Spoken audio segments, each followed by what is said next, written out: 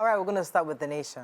APC pledges revisit of zoning amid lawmakers' protests. Why annual budgets fail to perform.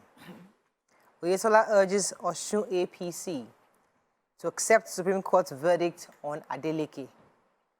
Tribunal dismisses another party's petition against Tinubu and APC. Federal government explains signing big contracts at the tail end of tenure. States fail to access 46 billion naira education funds. Lagos government seals of 12 Banana Island houses, and Tinubu in Europe on investment drive. Okay, which story are we starting with? Okay, so the Lagos state government yesterday has continued the enforcement of demolishing or, illegal construction that is happening on the Banana Island. They said they resealed 12 buildings where occupants had gone to take off the seals that they had put in the first place. Right. And also, government demolished some fences on new project sites that were encroaching on waterways and other parts of the estate, and then including some that were perforated or toked from previous enforcement. So they say toking is a process of partial demolition to compel compliance. And even with all this, it seemed like the residents on Banana Island are just continue to do what, they feel like doing. The general manager of Lagos State Building Control Agency, they said, led the enforcement team. Something even funny happened. They said a scuffle ensued at 306 Close, where a security guard was resisting the resealing of the property and slapped a director. Anyway, they said the guard was subdued, apprehended, and the house was resealed. Other houses also that the broken seals, while other houses with broken seals were accessed, they denied them like gates to go in. Anyway, that's what they've done. 12 houses have been resealed, and they've asked residents who, have one infraction or the other to go to last BCA and then other sister agencies for requisite approvals. Okay, let me take the story concerning contracts. So, just 18 days to the end of this administration, FEC yesterday considered 37 memoranda, some of which approved 337.34 billion naira, which was earmarked. The federal government had explained that it has to continue to entertain and approve such huge volumes of multi-billion naira contracts, even till the day they stop working for Nigerians on the last day. The senior special assistant to the president, Malam Garba was also there. This meeting was presided by the vice president, Oshibajo, and he was saying specifically that when reporters were querying the need to turn out so many contracts when the mission is meant to be rounding off, the Minister of Transportation, Muazu Sambo, specifically said that it is not out of place to have such activities in final days of administration.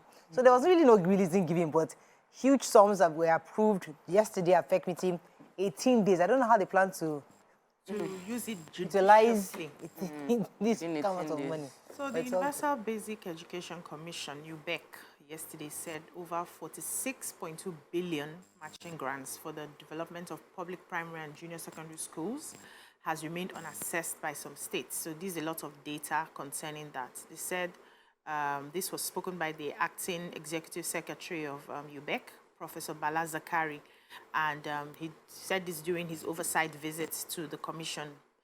And he was saying that, so he presented the 2022 Capital Budget Implementation Report, and he said 162 billion was allocated to the states as UBE grants between 2019 and 2022, while 116 billion was accessed by the 36 states and FCT. The total unassessed matching grants as at April 30, 2023 by the 36 states and FCT stands at 46.2 billion between 2019 and 2022. And it says the 162 billion allocated to the states, being UBA grants as at April 30, 2023, was 116 billion, which was assessed by the 36 states and the FCT Abuja, representing 71.52%. So this remaining money, they didn't tell us why the states have not been able to access it. I know you mentioned something like the states are supposed to generate funds equivalent to what they are expecting to get. So if I know that we still have money in the educational sector that I have an opportunity to access? Why am I not generating to get it so that I can use it for the infrastructure and the teachers in my states? Not all the states have accessed that fund. And Yeah. It's unfortunate. But I like the just clause. lying there. If you cannot do counterparts, don't bother. There's no need. Yeah, I want to take the story of why annual budgets would continue to fail. So the budget office, the DG of the budget office of the Federation is blaming the rising cost of the fact that we have a lot of projects pending on the fact that we don't have, Nigeria does not have an organic, according to him, he said, we don't have an organic law to guide our budgeting. But he reeled out a lot of details I'd like to mention. He said that it would take us to spend 100 billion annually for us to meet the 20,000 abandoned projects nationwide. Then he said we shouldn't call ourselves a rich nation, that while Nigeria has the potential of being rich, we are not rich. We're not even oil rich. Then he said, when you talk about oil-rich nation, you're talking about a nation like Saudi Arabia, 34 million citizens, pumping out 10 million barrels of oil per day. We're talking about Kuwait, 3 million population, 3 million oil barrels. We are 200 million citizens, and we are pumping out 1.9 million barrels per day. So we're not close to what we need. He mentioned that another thing, there are many things that could, but let me just mention this last one. He said that we cannot continue to borrow money, and that not because our GDP is not high enough to debt to GDP ratio is bad, but our revenue is so low that we cannot pay back. That if it is over 30% is a problem, but now we are spending almost 100% of our revenue. Are you hearing what you don't already know? Debt. You've been saying this for a while. That was why before the show I was saying that the new incoming administration has their work cut out for them. The punch. It is going Senate to be presidency, dissent in APC, aspirants demand fresh zoning formula. Lagos arraigns Ezendigbo for terrorism. NNPCL needs huge investment to meet demand, says Dangote. 4 men on trial for killing their cousin. Ex-power minister arrested over alleged 22 billion naira fraud. Trouble looms over rising debt, budget office warns. And subsidy, Buhari seeks approval for $800 million palliative loan. Okay, which story are we starting with? Let me take the human interest story. So 4 men are on trial for killing their cousin for money ritual. They are Daniel Luka, Isaiah, Audu, Wavi, David, and Ayuba Musa. The story is that they had approached a friend called Ebenezer who introduced them to a ritualist, and the ritualist had asked them to get body parts. One of them called his cousin and asked him to come. On the day he called his cousin, when the cousin was leaving, the neighbors saw him. I was like, why are you going at this time of the night and you're not feeling well? He said, oh, my cousin just called me and I have to go. So the neighbors knew that he was leaving to see his cousin. Anyway, he met this group of 4 and then they took him into the bushes and they killed him and took out his organs. His brother, the next day, they had not seen him, so they were looking for him. Unfortunately, someone said, oh, they saw a body. They found a body somewhere, and it was his brother. And that's how they reported to the police. An investigation led them also to the ritualist who had been sent money via the banks. And he had gone to the bank to withdraw 20,000 naira. This is what it was for. The person that connected them collected 40,000 naira and gave the ritualist 20,000. I mean, that is what this was about. Fair transaction. Anyway, he was the ritualist. The police had informed the banks ahead of time. So when the ritualist got there, the guard held him down, but he tried to run, so he was shot. And the rest were apprehended. And it's just so sad because it's those who are really closest to you, you know, that do the most harm. Really, really sad.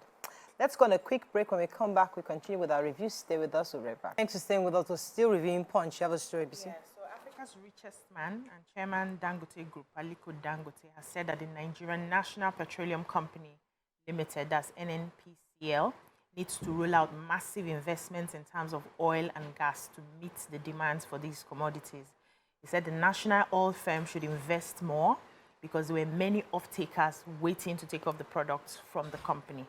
And he said this during the ongoing 2023 Annual Value Assurance Review Workshop of the Nigerian Upstream Investment Management Services Limited. And he went ahead to say that as an investment manager, you are supposed to actively seek investment opportunities, assess them, and take shrewd investment decisions, that the NNPC has the capacity to generate billions of dollars in revenue if the right decisions were made. Now that looking at the Petroleum Industry Act, which has, transformed them from just being a government establishment to a commercial entity, they have no excuse. Then he gave example of his own business, said that they have the capacity to make it possible if they really want it to be possible, that it wasn't only the refinery that he rolled out in 6 years ago. It wasn't only the refinery. They had about 32 projects that they rolled out at the same time. But there were a lot of hitches there, the currency devaluation, COVID-19, challenges of infrastructure. And one of the things that he realized is that our infrastructure as a country is not in a place for you to have huge investments. And so they must look at expanding our infrastructure to be able to take in a lot of investments. I was going to take the story from Lagos. So the Ezendigbo of Ajawa Estate, Frederick Nwajago, was arraigned in court in High Court yesterday at Tafawa Balewa Square. If you recall, this is the man who, there was a viral video where he said that he would invite members of the indigenous people of Biafra, that's IPOB, to Lagos to secure properties of Igbos in Lagos. If you recall, that video went viral. And he was being arraigned because, according to the court, it was an attempt of acts of terrorism, participation in terrorism, meeting to support a proscribed entity, attempt to finance an act of terrorism, and preparation to commit an act of terrorism preferred against him by the Lagos State government. So he was arraigned yesterday, and the case has commenced. All right, I want to take an human interest story in Punch, yeah. So a widow, her name is Tolulokpe Okeowo. She is a widow of her late husband, Olalekon, who was stabbed to death. She has 7 children, still nursing a set of twins, and the complaint is that they've not released her husband's dead body. She said she had told the police she's not pursuing any case, that she only reported to the police because she didn't want anybody to think that she was involved in the murder of her husband. She was advised to report to the police, and they took the dead body and they have not released her. She has gone. She went to the police station. She lives in Aja area, in Salvation Estate. Said they went to Langbasa police station. They said they've transferred the case to the state's criminal investigation department. She went there. That she didn't have money for lawyers and all of that, but they said she must write and submit.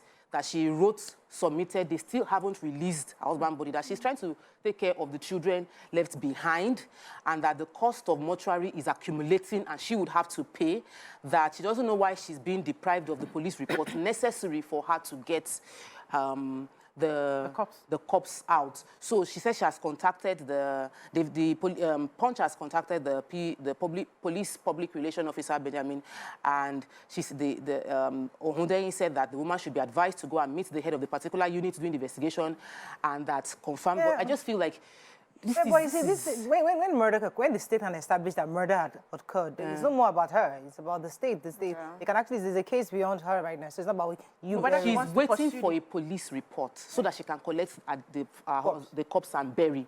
But she has done all she can, and they haven't released it. That's the. I mean, it's a really difficult state to be in. Yes. But we need to know the facts of the case. Moving on very quickly now to Daily Sun.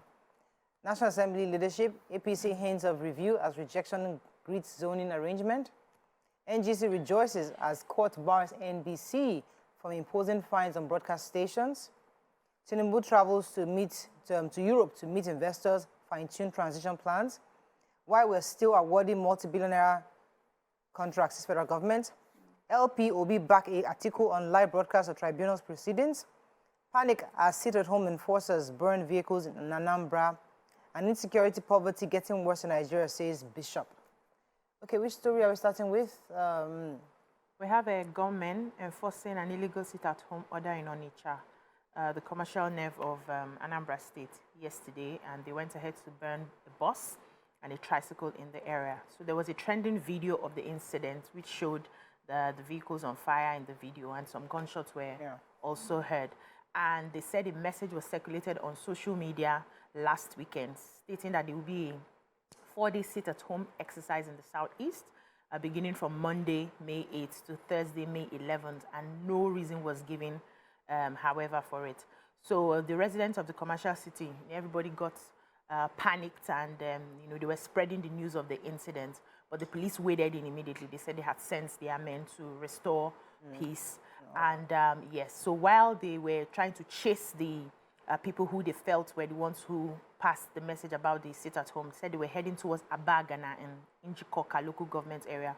So it was at the attempt to run away that they decided to touch the vehicles, you know, set it on fire and then left. But peace has been restored to that area. There's no sit-at-home happening anywhere in the southeast. Yes, I have this story. I think a lot of people will be happy, in the media space will be happy about it. So they said the Nigerian Guild of Editors has commended the Federal High Court in Abuja over its order of perpetual injunctions restraining the NBC from imposing fines on broadcast stations in the country.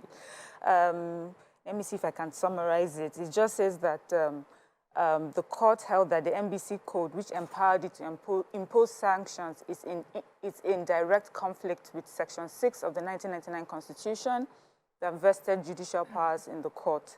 It says that that the fines imposed by NBC as punishment for, you know, for any offenses are contrary to the law and therefore unconstitutional and null and void. So they have no right to impose fines. They said they cannot be both complainant and court and judge over their matter. They are not the police. They cannot be investigating or leading investigations. I thought they're a regulatory body. That's their job too. There's a police for that. There's a court for that. So many things. So a lot of people are happy about it. I guess we'll hear from the NBC how they take this interpretation of their own laws. Yeah. Somebody must watch it. But let's move on. I was going to take the story. So the president-elect Bola Tinubu has gone off, traveled. He went to Europe.